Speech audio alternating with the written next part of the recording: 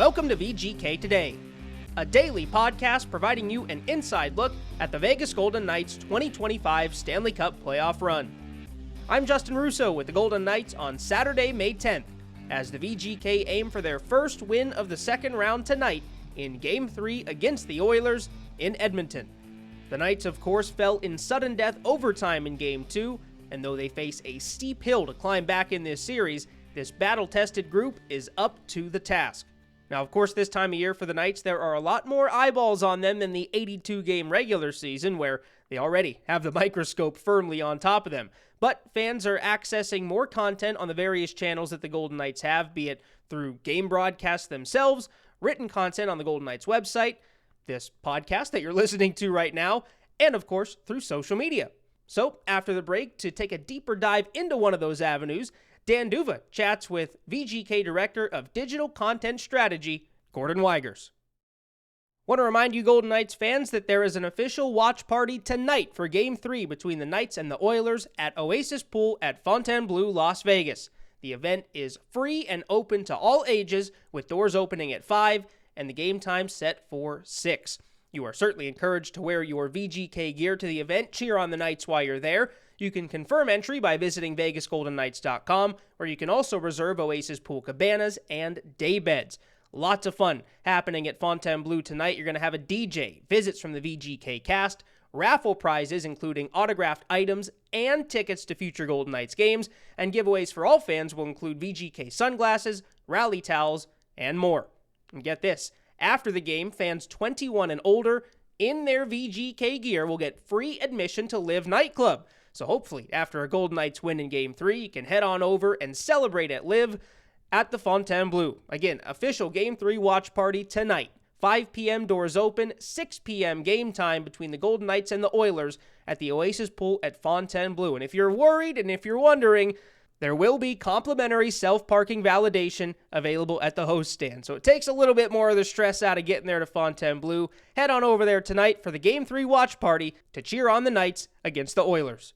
Here in downtown Edmonton, where the Golden Knights will play the Oilers over at Rogers Place. It is a special time of year. And how do the Golden Knights capture the story of the Stanley Cup playoffs?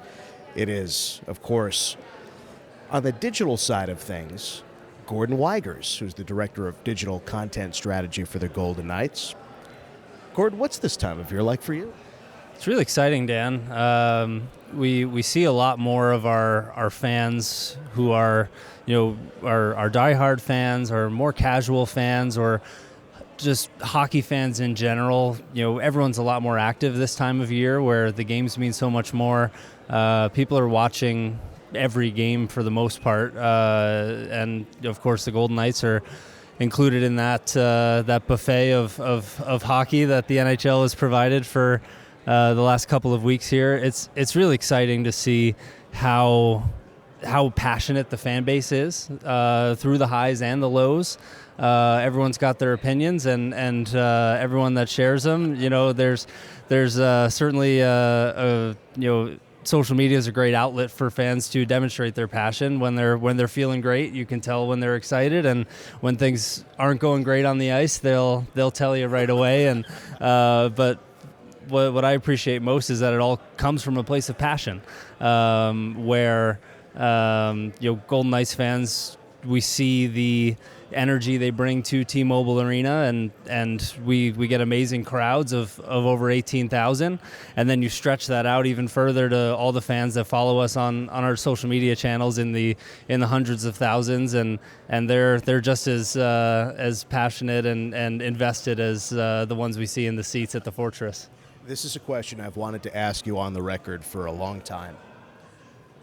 When it comes to spending time on your phone, more screen time, you or Gary Lawless? We would have to probably bring in some judges on that. I don't care to check my own screen time, but I sleep well at night knowing that Gary probably has a little more screen time than I did that day. No, I could probably vouch for that. I'm not sure I'll be called as a witness in that court, however. And, I remember, Gordon, when I was first starting out in the minor leagues as the director of communications and broadcasting for an ECHL team, I literally created the team's Twitter account.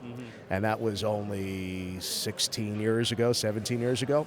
I say only, but it has come so far. And the troll back then was some intern is in charge of the team's Twitter account. And obviously it has come so far where you have this role, but you also have people who report to you. I mean, the strategy on digital has come such a long way. And even with your time spent with the Golden Knights, how have you seen that evolve?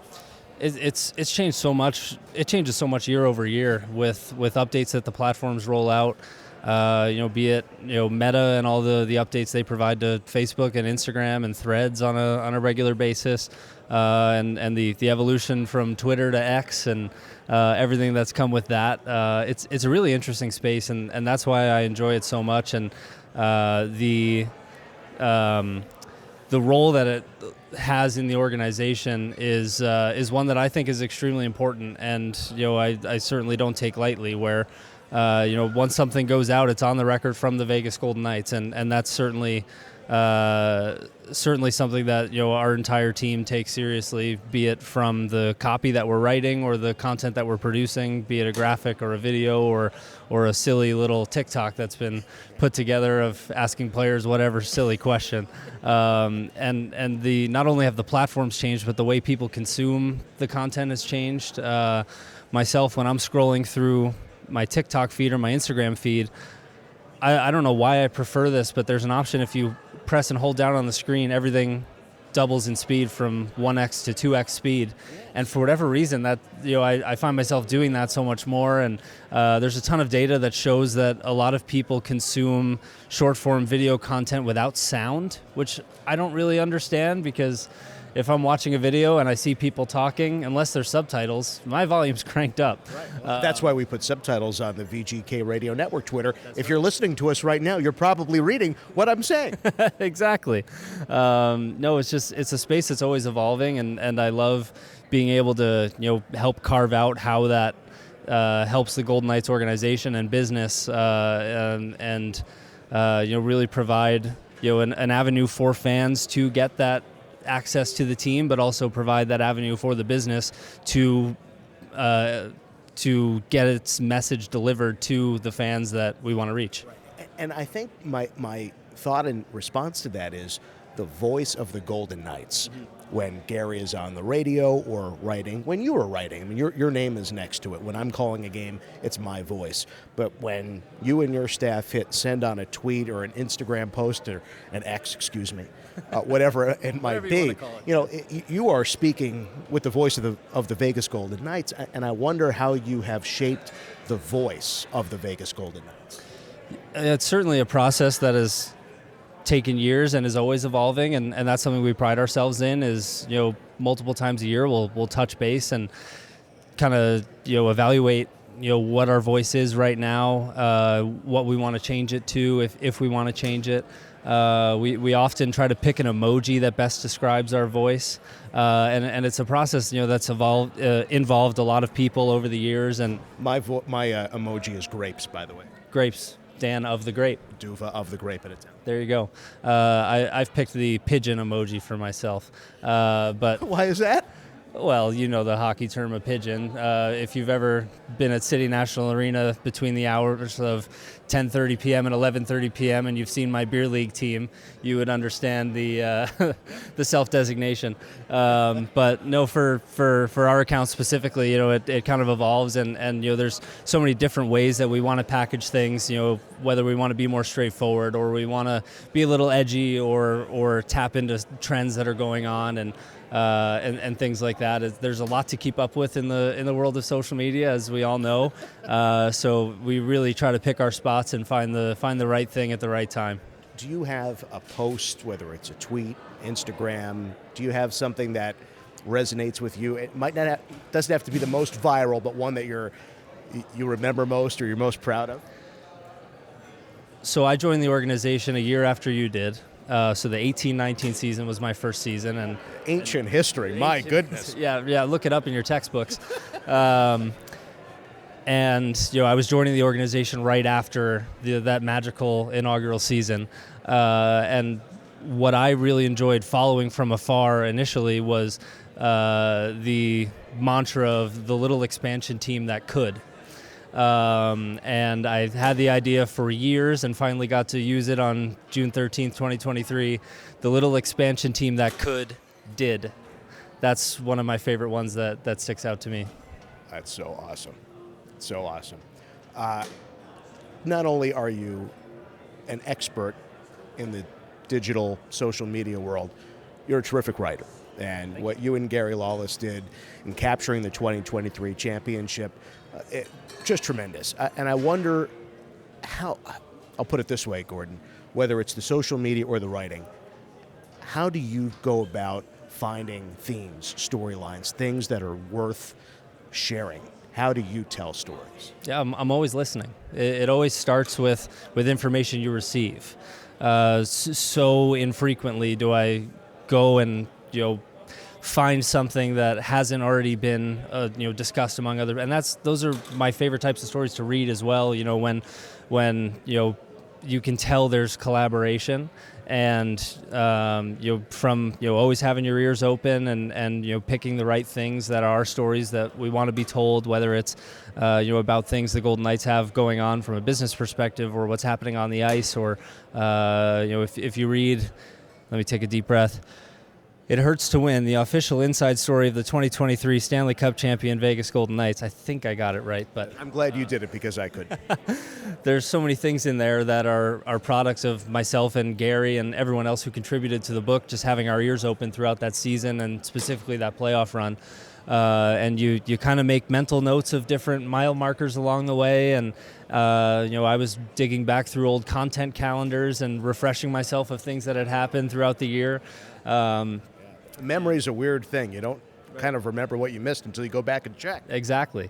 And that was, certainly having that, that sponge mentality of, when things are being talked about, whether, I'm talking to you or Gary or Dave or whoever's, when we're just shooting the breeze at the office and talking about what's happening with the team, or, oh my gosh, can you believe this player said this, and things like that are always things that I'm listening to, and whether it's a mental note or an actual note, I won't confirm that some notes have already been taken in case this thing goes all the way and results in another silver trophy. But having your ears open and being prepared for when that moment comes to tell that story, those are the biggest things for me. Prepare for success. I've heard something about stickers on the wall. Yes. What is the story? So it's something that has. We began in 2023 in that Stanley Cup playoff run. At the time, Brady Hackmeister from our creative team, and now working closely with Troy Mueller and our entire creative team with the Vegas Golden Knights. The tunnel that the players walk through from the locker room at T-Mobile Arena out to the bench, the branding in there, I'm sure you've seen it. Sometimes we record our pregame interviews right there. Yes, exactly, and just how amazing that artwork is, and for the last 3 seasons, they've carved out a piece of that artwork with intentional blank spaces that after each playoff win, a new sticker goes up in that blank space. This year, there are 16 blank spaces between one end of the tunnel to the other, obviously to represent the 16 wins that we're hoping for. And what we're doing this year is each sticker has a number on it, 1 through 16. And after each game, a key contributor from that game will write in the final score of the game and sign it. And it goes right up on the wall, and then we fill in some other details of the date of the game, round 1, game 1, things like that. And it's coming together nicely after one round, and there's certainly a lot of blank spaces left that we don't have control over what happens, but we know that our team is keen on filling in all 16 of those spaces. As we get ready for Game 3, the series shifts to Edmonton. I wonder what you're looking at in terms of the series itself, the hockey point of view, and how you're going about capturing some of those stories on our digital channels. What's Gordon Weigers got his eye on right now? Well, our whole team right now, we're looking at it as game 3 is obviously extremely important in the series. If the Golden Knights win that game, they're in the same situation they were last round. Down 2-1, opportunity to do what they did last round, tie the series, take the lead, and finish it off all in a row. So we're looking at this moment while the team might be down 2-0 to the Oilers. We're looking at it as an opportunity to try to build some momentum from a social perspective and try to find things that we can, seeds we can plant now, or opportunities to tell fans that we need them now more than ever, so that hopefully the on-ice product follows and we're able to snowball those ideas into things that blossom come Game 6 or Game 7. Those are the kinds of things we're looking at right now, and finding those little things along the way that we can identify as some momentum builders. We had one during Game 2 when Golden Knights had fallen down 4-2, scored to make it 4-3, and we posted the goal highlight on X with a Morgan Wallen lyric. Something's telling me this ain't over yet. And sure enough, Golden Knights tied the game, went to overtime. We all know what happened there. But those are the types of things that we're looking for at this time of how can we take advantage of kind of having our backs against the wall a little bit, and find those content opportunities that should the team emerge from the situation they're in now, we've got things that were planted earlier in the series. Incredible, all the work that goes behind every tweet, post, X, TikTok, whatever you see, all the work, the brain power behind it.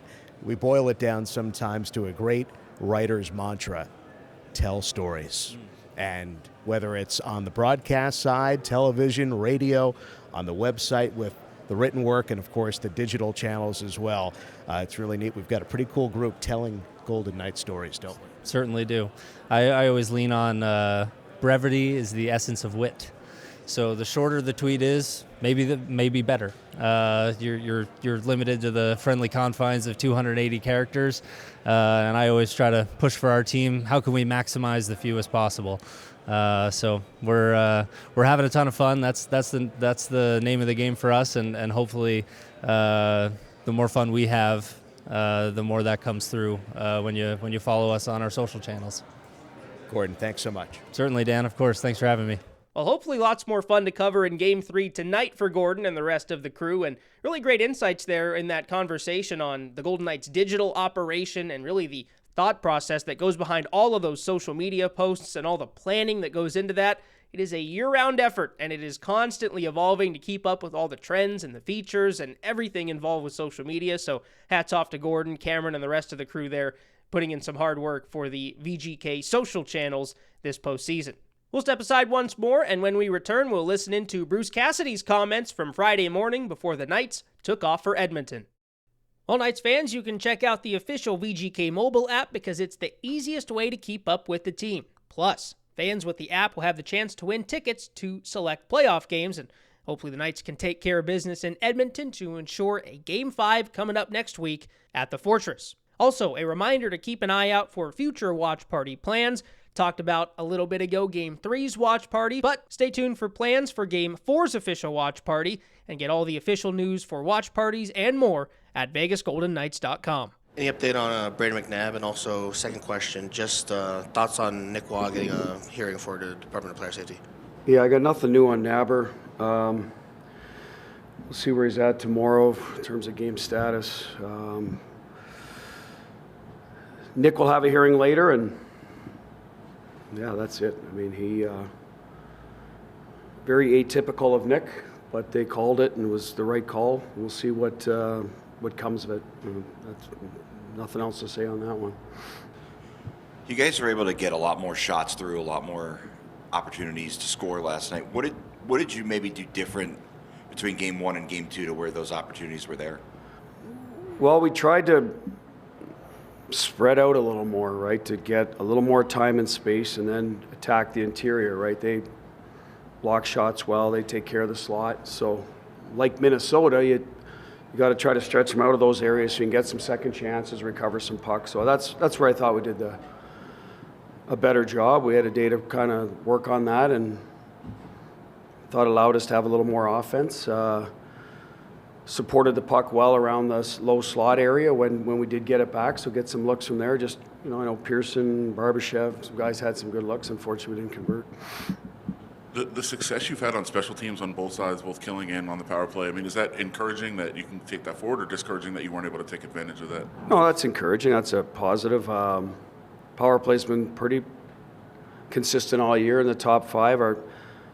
I think our PK is better than our numbers indicate in the regular season. I thought we did a better job than maybe the percentage, but it was a great kill, 5 minutes. You're up against it there, so good on us. Too bad we couldn't take advantage of it. Usually that gives you a lot of momentum, and we weren't able to convert. But that doesn't preclude us from having confidence going forward in it, right? So we got to keep killing like that. If we get ourselves into penalty problems, because that is a momentum shift for the team that does kill, especially against a strong PP like Edmonton has. So those are both positives. We need our power play to come through for us if we're not finishing well. Last night, I thought we generated a lot of good looks, but still we're off net a little bit and missing some that we need to convert on. So that's got to change for us going forward in terms of. I'll go right to the start of the game. We had a great backdoor opportunity, get an early lead. We need to finish some of those. We typically do. So if we keep generating those, I think they will go in our favor. What's your message to the team then, going into Game 3, knowing that you played better in Game 2 than? Well, it's a little bit of that. We did play better, put ourselves in a much better position to win the game. We're always going to, Darren, look at a few things, and that'll probably come tomorrow morning. We'll go through the technical part tonight. There'll be a little conversation about, where we're at and keep getting better, because we were much better in Game 1. And we're going to have to be better if we expect to win the series. So keep progressing in that direction. Then tomorrow we'll talk about what we did well to play a better game. And then a few things that they continue to do well that we can do a better job of taking away. Those are little tactical things. And there's not a million things there. I think both teams know each other well, and creating some of your own puck luck, sticking with it. When you go through a series, usually that pendulum can swing if you stay with it. Two equal teams, and I'd put us in those categories. So that's the message. And listen, we won 3 in a row against Minnesota, right? So we're certainly capable of it. Last year we were up 2-0, won some road games, and didn't win the series. So we have previous history right in front of us of how a series can change. So I think the guys understand that. They lived it. So we're disappointed, but we're not discouraged, so to speak. We wanted to win the game. I thought we played well enough to. We didn't. So let's go play better and win the next one. You can answer, but the fact that you guys were up 2-0 last year and they came back on you instead of, are you able to draw from that? Well, I think so. It's right there. Listen, it's a different year and all that, but it's. I don't always like to bring that stuff up because I think the player. We got a smart group. They know. Alex Pietrangelo has probably been through 10 different series that have swung and different guys in that locker room. So. That's they don't need me to point that out. Maybe some of the newer players or younger players, they're halfway to what they need, and we're still a ways away to what we need. So as long as we're getting better throughout the series, we'll be okay. Disappointed but not discouraged, the way that Bruce Cassidy describing the Knights' current state right now heading into Game 3, down 2-0 in this series. An update for you as well. Nick Waugh, of course, did have that hearing later on Friday. He was fined, but he was not suspended for that major penalty that he took in overtime of Game 2, cross-checking Trent Frederick up high. So good news there on that front for the Golden Knights. Nick Waugh expected to be available, barring any unforeseen injury circumstances, but a key player to have in the lineup for Vegas, especially when you think about the uncertain status of Brayden McNabb on the blue line. Knights looking to have everyone they can as they look to rally back in this series. That'll just about wrap things up for today's show. Thank you, as always, for tuning into VGK Today. Be sure to rate, review, and subscribe on your preferred podcast platform, as we'll be back every day throughout the Knights' 2025 Stanley Cup playoff run. Tune in tomorrow as Dan is back with Gary Lawless to recap Game 3. Justin Russo signing off for VGK Today.